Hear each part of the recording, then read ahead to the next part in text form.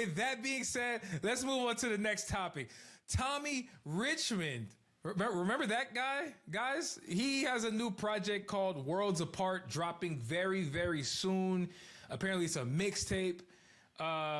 He's been out of the limelight for a little bit. You know, I feel like what once was a extremely loud, I'd say, career in terms of the presence of his $1 Million Baby song. He came out with his first album. I think it did very well. It seemed highly received with COYOTE. He kind of fell on hard times after he made that comment about him not being a rapper. You know what I'm saying? I feel like the community who embraced him damn near, I'd argue, turned on him.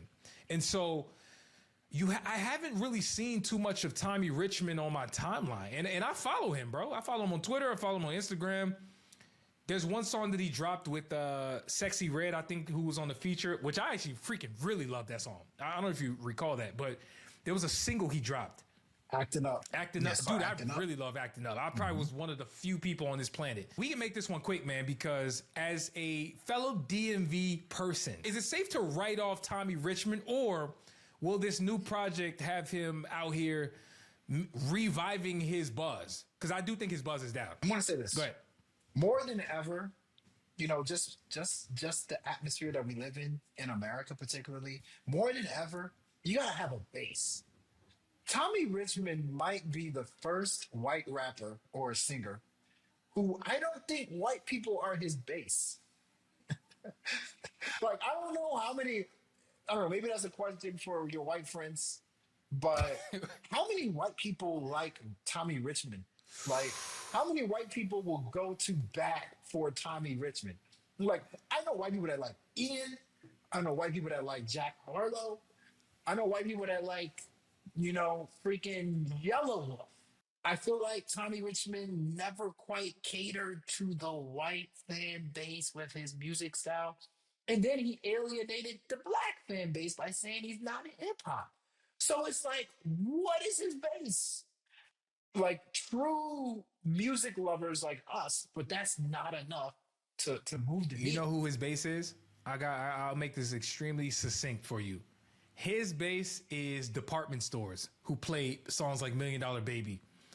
That's like true. It's corporations who play music that he makes. There's a lot, you know, H&M, Forever 21, guarantee you he still has a lane in those stores. But in terms of people, I don't know who they are, brother. I ain't gonna lie to you. Yeah, but right. It's like, what is his base? And so, you know, with this mixtape, right, and if we're looking forward, you know, I think he needs to establish what his base is. Because I think with Sexy Red, he did the Acting Up.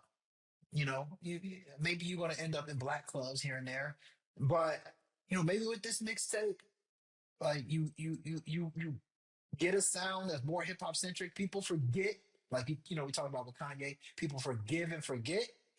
And, you know, maybe you can get back on track. But if you were to ask me, he needs to cater to the black hip hop crowd, because I'm not sure going the white route, that white base will appease. But you see, here is the dilemma that exists for him.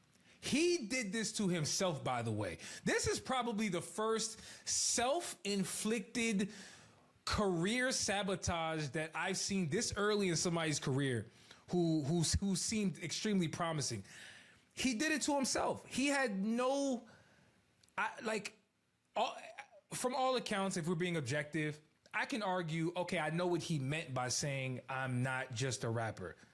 I'll give him the benefit of the doubt and say, I think I know what he meant to say, which is, yo, I do more than just hip hop. I also do alternative. I do R&B. I do pop. I do blah, blah, blah, right?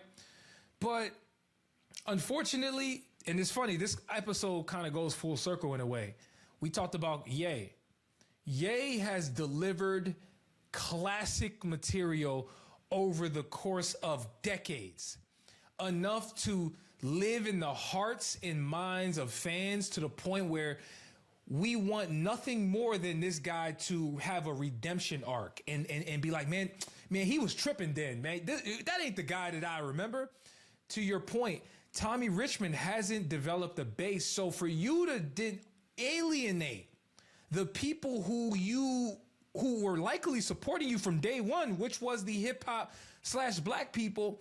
It's kind of unforgivable for a white person to get that off. I'm sorry. Like, I'm not here to cape for the white man and say, yo, you guys should give him another opportunity. It's like, bro, he kind of did that to himself in a way. He kind of did that to himself. Nobody told him to say that in that manner. And then have the then have the arrogance to not properly like address it in the manner that I felt like it's a serious conversation. I don't even think he know what he got himself into. Dead ass. I don't think he knew what he got himself into.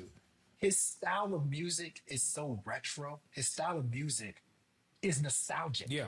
Nostalgic hip hop. I think that's what people liked about it. It was like it just feels so nostalgic, so old school. He's bringing back a sound that is not utilized anymore. And then you said you're not hip hop. It is just like, bro, Slap in the face. It's a slap in the face, bro. You there's not much you can do about it. But at the end of the day, like I said, let's hope people forgive and forget.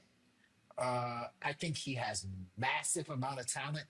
If this doesn't work out, I think he can play the back, be a producer, add your little background vocals here and there. I think that'll work. So there's a future there for him. But this new mixtape is going to say a lot about what that future looks like.